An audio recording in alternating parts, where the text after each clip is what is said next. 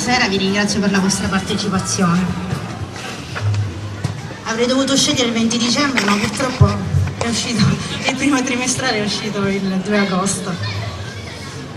Il bisogno di un cartaceo nasce dalla volontà di portare in città e non solo. Il bisogno di un cartaceo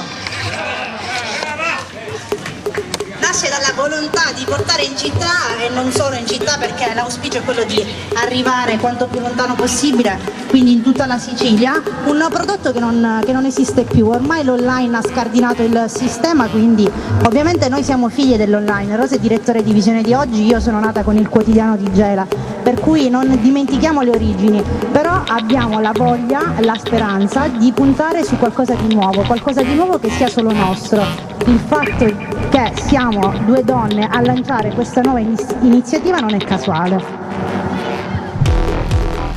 Sì, io rispondo più o meno con le stesse parole. Io sono direttore di una testata web, l'online, che mi condiziona H24 la vita.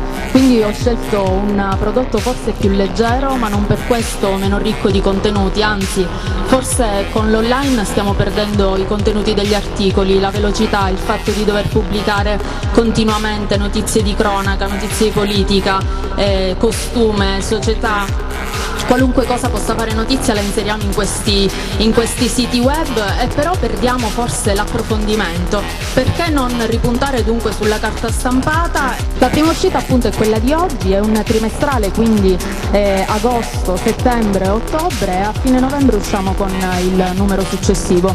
Giussi è il direttore del progetto, io sono il coordinatore di redazione. Attualità, costume, Giussi, un po' di gossip forse anche.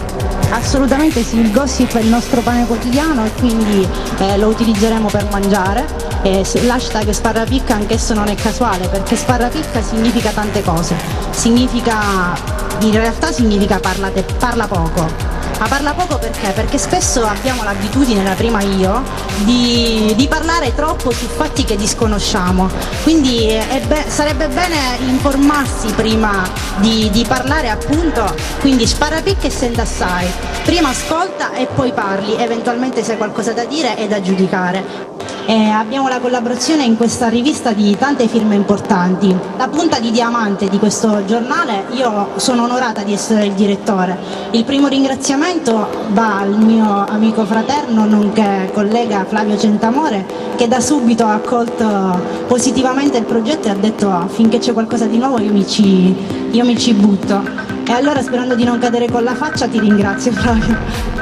Poi ringrazio Giovanni Marinetti, che non è presente, anch'esso giornalista geleso di Matrix, Accurzio Sabella di Live Sicilia e Corriere della Sera e Lucio Luca di Repubblica. Grazie anche alla collaborazione di Lidia Donicoli, che ringrazio, la vedo lassù e la saluto.